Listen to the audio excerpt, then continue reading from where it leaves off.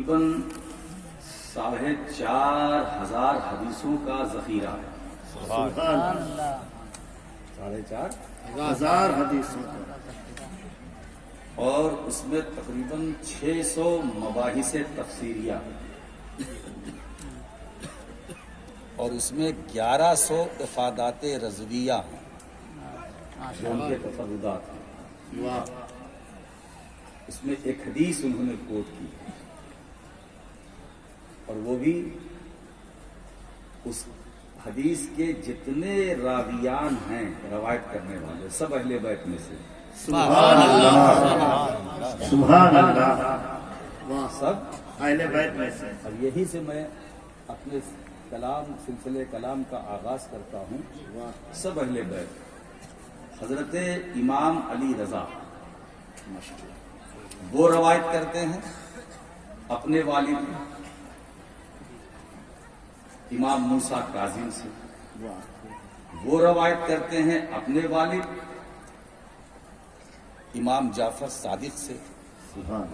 وہ روایت کرتے ہیں اپنے والد امام محمد الباقر سے.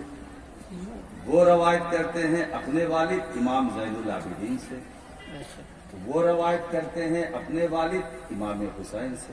سبحان اللہ. وہ روایت کرتے ہیں اپنے والد حضرت علی سے. سبحان اللہ. سبحان اللہ. وہ روایت کرتے ہیں حضور سے اور حضور فرماتے ہیں کہ مجھ سے جبریل نے کہا.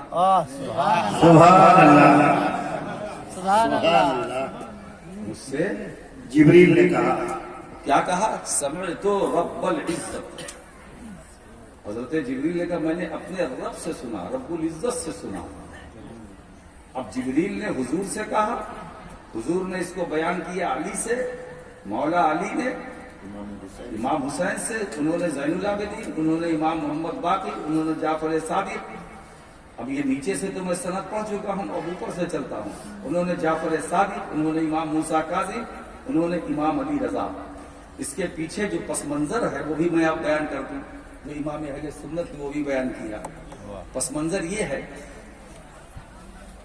کہ حضرت امام علی رضا یہ نیشاپور تشریف لائے تو اس دور کے سارے علماء, فضلاء, محدثین سب جمع ہوئے زیارت کے لیے. امام علی رضا ان کے چہرے پر حجاب پردہ تھا. تعداد بڑی تھی. لوگوں نے کہا حضور ذرا ہم آپ کے چہرے کی زیارت کرنا چاہتے ہیں, پردہ تو ہٹائیں. جب پردہ ہٹایا تو جو لوگ تھے وہ بالکل بے خودی کا ایسا عالم کہ کتنے بے ہوش ہو گئے ان کے حسن و جمال کو دیکھ کر کے, اور کتنے اس میں گرفتار ہو گئے. پھر وہ اس دور میں جو محدثین تھے انہوں نے کہا حضور آپ اپنے جد کریم کی ایک حدیث پیش کر دیں, سنا دیں. تو انہوں نے یہ حدیث, اب میں وہ حدیث لاتا ہوں, وہ پیش کی, سنایا. اس وقت جو قلم اور دوات سے لکھنے والے ان کی تعداد کیا تھی؟ 22,000. اس حدیث پاک کو لکھنے والے 22,000 انہوں نے اس حدیث کو نقل کیا. وہ حدیث کیا کہ حضور نے فرمایا کہ جبریل نے مجھ سے کہا, کیا کہا؟ لا الہ الا اللہ حسنی. لا الہ الا اللہ یہ میرا قلعہ ہے, قلعہ. اور جس نے لا الہ الا اللہ کہا فدخل حسنی. سبحان اللہ. سبحان اللہ. وہ میرے قلعے میں داخل ہو گیا. واہ واہ. اچھا یہ بتاؤ کہ قلعے میں داخل ہونے کے بعد کوئی خطرہ ہے؟ نہیں. بولو. نہیں. آج میں مختار کائنات کانفرنس میں آپ کو قلعے میں داخل کرنے کے لیے بیٹھا ہوں. سبحان اللہ. اور قلعے میں داخل ہو جاؤ گے اگر واقعی پوری ایمانداری دیانتداری کے ساتھ, ہے نا. قلعے میں کون سا قلعہ جس کو رب نے اپنا قلعہ کہا, یہ میرا قلعہ ہے. جو اس میں داخل ہو گیا. اچھا اور پھر کیا ہے؟ جس نے لا الہ الا اللہ کہا تو اللہ فرماتا وہ میرے قلعے میں داخل ہو گیا, اور جو میرے قلعے میں داخل ہو گیا امنا من عذابی, سبحان وہ میرے اللہ. عذاب سے محفوظ رہا, سبحان اللہ. وہ میرے عذاب سے بچ گیا. تو لا الہ الا اللہ یہ قلعہ ہے, قلعہ پڑھتے رہو.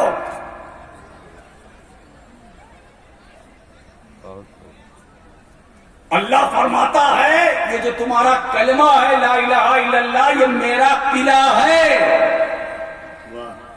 اور قلعے میں انٹری ہو جانے کے بعد کوئی خطرہ نہیں ہے نا جی اگر دشمن بھی آپ آئے گا تو قلعے کے باہر ہوگا, اور وہ رب کہتا ہے میرا قلعہ ہے.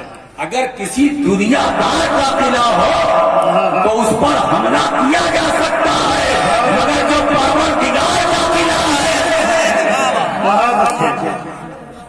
کیا کہنے ہیں, واہ. ہمیں نہ بنا دادی وہ میرے عذاب سے محفوظ ہو گیا, بچ گیا. سوچو. جی اچھا ایک بات اور بتاؤں, قلعے میں آنے کے بعد کوئی خطرہ نہیں. ہم توحید والے ہیں, رسالت والے ہیں, ہمیں کوئی خطرہ ہے بھی نہیں. اب میں اشارہ کر رہا ہوں, جی جی جی جی خطرے سے باہر نکلو, بس صرف اسلامی تعلیمات پر عمل کرو, جی دین سے قریب ہو, سنتوں سے قریب ہو. اگر تمہیں لو لگانی ہی ہے تو گنبد خضرا والے سے لو لگاؤ. سبحان اللہ. سبحان اللہ. اس لیے گھبراؤ مت, میں تم سے کہتا ہوں وہ قلعہ جس کو رب نے بنایا ہے تم اس کے اندر ہو, ہے نا. اب اس لیے ہم قلعے میں ہیں, محفوظ ہے. ارے جب ہم رب کے عذاب سے بچ گئے, واہ واہ. جب ہم رب کے عذاب سے محفوظ ہیں تو ان کے ظلم سے نہ NCR کا کوئی خطرہ ہے, نہ NPR کا خطرہ ہے, نہ CAA کا خطرہ ہے, اس لیے کہ ہم کسی اور کی حفاظت میں نہیں ہے, اپنے رب کی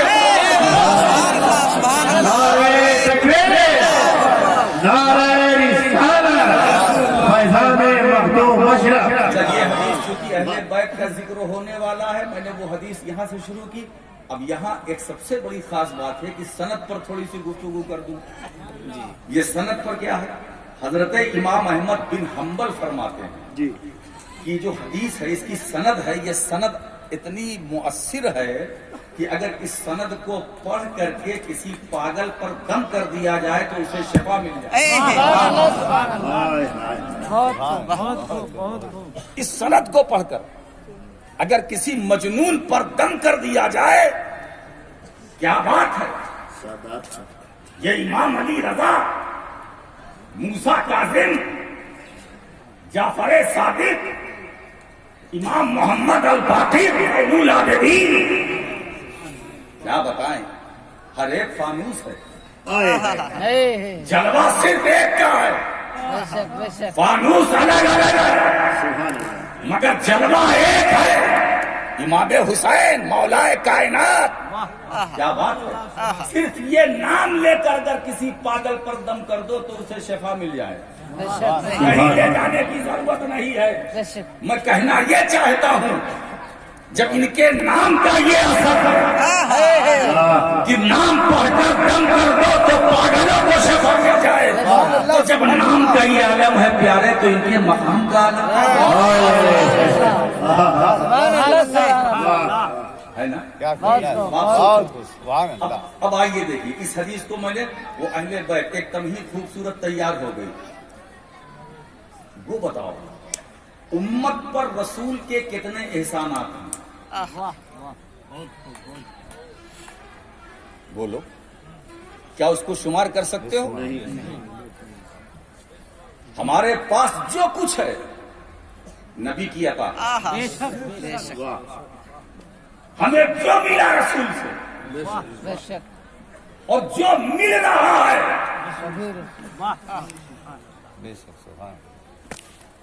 بلا واسطہ یا بل واسطہ رسول سے، یہ ساری برکتیں، عظمتیں، سعادتیں، رفتیں، شوکتیں، بلندیاں، علم، عمل، تقویٰ، زندگی، یہ زندگی بھی رسول کی عطا ہے۔ بے شک بے شک مجھے بتاؤ تمہیں ایمان کس نے دیا؟ بے شک مجھے بتاؤ اسلام کی لازوال دولت کس نے دی؟ کیا بات ہے؟ مجھے بتاؤ نماز کی فرضیت کس نے دی؟ سبحان اللہ۔ مجھے بتاؤ روزے کی فرضیت کس نے دی؟ بے شک مجھے بتاؤ حج کی فرضیت کس نے دی؟ مجھے بتاؤ یہ تقویٰ کس نے دیا؟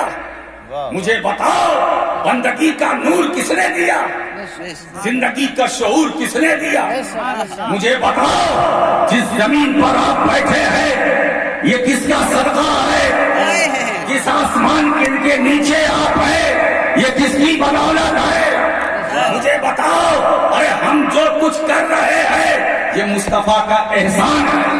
ہمیں نماز ملی مصطفیٰ کا احسان ہے، ہمیں روزہ ملا مصطفیٰ کا احسان ہے، ہمیں حج کی دولت ملی مصطفیٰ کا احسان ہے، ہمیں شہرت ملی مصطفیٰ کا احسان ہے، ہمیں عزت ملی مصطفیٰ کا احسان ہے، ہمیں اقتدار ملا مصطفیٰ کا احسان ہے، ہمیں نعمتیں ملی مصطفیٰ کا احسان ہے، ہمیں حسن و جمال ملا مصطفیٰ کا احسان ہے، ہمیں جود و نوال ملا مصطفیٰ کا احسان ہے، ہمیں جاہ و جلال ملا مصطفیٰ کا احسان ہے، ہمیں چلنے کا سلیقہ ملا مصطفیٰ کا احسان ہے، ہمیں قوت گویائی ملی مصطفیٰ کا احسان ہے، ہمیں تکلم کی ادا ملی مصطفیٰ کا احسان ہے، ہمیں نعت پڑھنے کا شعور ملا مصطفیٰ کا احسان ہے، ہمیں نعت لکھنے کا طریقہ ملا مصطفیٰ کا احسان ہے، ہمیں میرے دوستو بتاؤ ہمیں اور نعمتیں ہمیں نعمت کی شکل میں اولاد ملی مصطفیٰ کا احسان ہے، قوت سماعت ملی مصطفیٰ کا احسان ہے، قوت بصارت ملی مصطفیٰ کا احسان ہے، نظریہ ملا مصطفیٰ کا احسان ہے، قرآن ملا مصطفیٰ کا احسان ہے، سچ یہ ہے خود رحمان ملا مصطفیٰ کا احسان ہے۔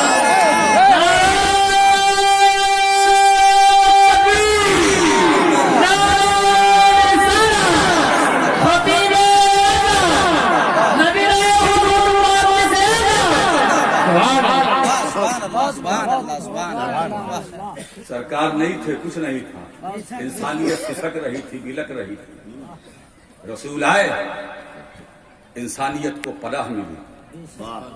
کیا بات ہے، انسانیت کو پناہ ملی، آدمیت کو پناہ ملی، مانوتا کو پناہ ملی۔ وہ محسن کائنات، وہ مختار کائنات، اللہ قادر مطلق، اور اس قادر مطلق نے اپنے محبوب کو مختار بنایا۔ اس قادر مطلق نے اپنے محبوب کو مختار بنایا۔ اسی لیے مجمع والوں میرا نبی مختار کائنات تھا نہیں ہے، بے شک بے شک میرا نبی مختار کائنات ہے۔ اب ایک بات میں کہوں، جو چاہو مانگ لو، مختار کائنات ہیں، جو چاہو مانگ لو، میرے نبی حیات ہیں، جو چاہو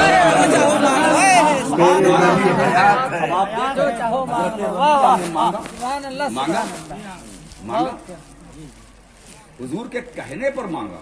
حضور نے فرمایا سل، یہ کون کہہ سکتا ہے سل؟ سل اے ربیہ مانگ، کیا مانگنا چاہتا مانگ مانگ۔ یہ کسی بے اختیار کی بولی نہیں ہو سکتی ہے۔ باختیار سل، اب یہ عام ہے نا، محدثین فرماتے ہیں اس میں عموم کا پہلو ہے۔ سل، جو چاہو مانگو، جو چاہو مانگو۔ اب جب ہم اگر آپ سے کہہ دے اتنا مجمع بیٹھا ہے نیچے سے اوپر تک جو چاہو مانگو، پتہ نہیں کون کیا مانگ لے، خطرہ ہے نا، اسی لیے کوئی نہیں کہے گا جو چاہو مانگو۔ یہ وہی کہہ سکتا ہے इसके अख्तियार है ना, ये वही कह सकता है जिसका इख्तियार पर कब्जा हो। वाह वाह वाह चल मांगो। हजरत रबिया को जब मौका मिला, सहाबी रसूल है, फरमाते हैं अस्अल का मुराफकत का फिल जन्ना। कुछ नहीं मांगा। क्या मांगा? हुजूर आप फरमाते जो चाहो मांगो, तो मैंने मांग लिया। कहा क्या मांगा? कहा बस मैं इतना मांगता हूँ, इतना चाहता हूँ कि जन्नत में आपका साथ मिल जाए। सुभान अल्लाह। सुभान अल्लाह। है ना? अगर यही बात आज के पीर साहब किसी मुरीद से कहे मांग क्या मांगता है, बोले दौलत मांगता हूँ, करोड़पति हो जाऊं, अरबपति हो जाऊं, ये हो जाऊं, वो हो जाऊं, बंगला मिल जाए, जंगला मिल जाए, कार हो जाए। और कार में भी साहब क्वालिटी है, BMW मिल जाए, मर्सिडीज मिल जाए, ये मिल जाए, वो मिल जाए। आज का मुरीद अपने पीरों को इतना थका देते हैं, मांग मांग के, है ना? और मिलता भी है मगर पेट नहीं भरता। अच्छा पेट भरे कैसे? ये दुनिया अजीब है, ये दुनिया अजीब है। अगर मुरीद को 1 लाख मिल गया, पेट नहीं भरा, घर गया गिना 1 लाख, बोले 2 होता तो और अच्छा होता, 2 मिला 3 हो जाए, 4 हो जाए, तबीयत नहीं भरेगी रात भर। ये दौलत भी कभी कभी लानत बन जाती है, क्या कहें? मुसीबत बन जाती है। जी मांगा हुजूर। अब आप जरा देखिए हजरत रबिया की अदा को देखिए। उन्होंने ये नहीं कहा हुजूर मुझे जन्नत चाहिए, नहीं, हाँ जन्नत नहीं, जी आपका साथ चाहिए। जी मैं जन्नत लेके क्या करूंगा? हाय हाय मैं सिर्फ जन्नत लेके क्या करूंगा? आपकी रफाकत। वाह मुझे वो जन्नत चाहिए जिसमें आपका साथ हो, साथ हो, ताकि मैं अपने महबूब को हर वक्त मेरी नजरों के सामने रहे, मैं दीदार करता रहूं, जियारत करता रहूं, दीदार करता रहूं, जियारत करता रहूं। मुझे साथ चाहिए, साथ चाहिए। हुजूर ने कहा मैंने अता कर दिया। आगे फिर फरमाते अवा गैर ज़ालिक, ये तो मैंने तुम्हें दे दिया, अब क्या इसके अलावा भी कुछ रबिया और चाहिए? तो सहाबी फरमाते हैं कि नहीं, अब इसके बाद मुझे क्या चाहिए? कुछ नहीं चाहिए। जब जन्नत में आपकी रफ़ाकत, आपका साथ मुझे मिल गया, अब मुझे कुछ नहीं चाहिए। इस मुकाम पर शेख अब्दुल हक मुहद्दिस देहलवी फरमाते हैं रहमतुल्लाह अलैह कि अगर हजरत रबिया अवा गैरा ज़ालिक के जवाब में अगर दुनिया पर हुकूमत मांगते तो मुस्तफा वो भी अदा कर देते। मालूम हुआ मेरा नबी मुख्तारे कायनात है। ये वही कह सकता है जो बाख्तियार। एक बार बताएं, रसूल होता, रसूल कौन होता है? जो इख्तियार वाला हो, इख्तिदार वाला हो। बेशक। वो होता है जो हुकूमत वाला हो। क्या खुद कह रहे हैं? हुकूमत नहीं करता मगर ताजदार बनाता है, हाकिम बनाता है, इख्तिदार बांटता है। समझ गए? अब जन्नत चाहिए नहीं, जन्नत में साथ चाहिए। तो अल्लाह के रसूल के बेशुमार एहसानात हम बयान नहीं कर सकते, हम बयान नहीं कर सकते। इतने एहसानात के बावजूद क्या नबी ने अपनी उम्मत से कुछ मांगा?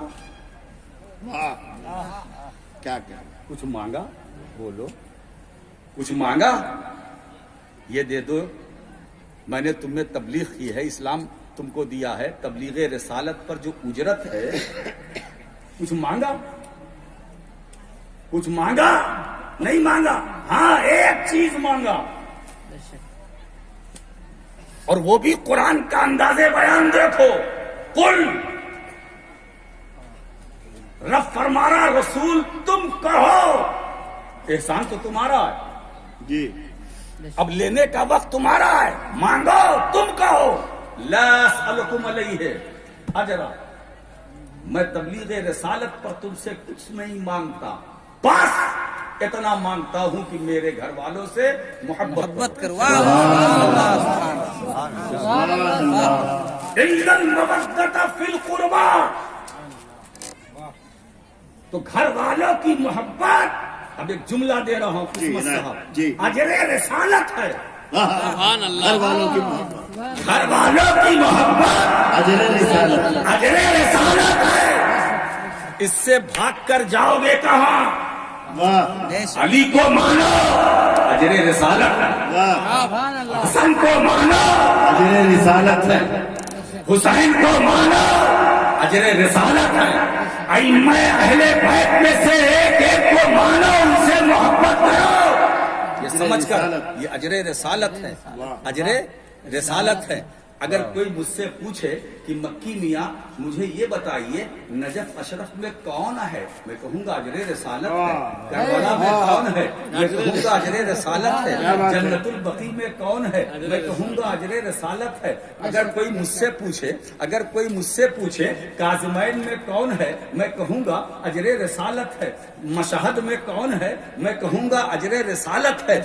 کوفہ میں کون ہے، میں کہوں گا اجر رسالت ہے. آگے بات بڑھتی ہے. میں کہوں اگر کوئی مجھ سے پوچھے بغداد میں کون ہے، غوث اعظم نام لیتے ہو، میں کہوں گا نہیں یہ نام تو سبھی لیتے ہیں، آج مجھ سے نیا نام لو. اجر رسالت ہے.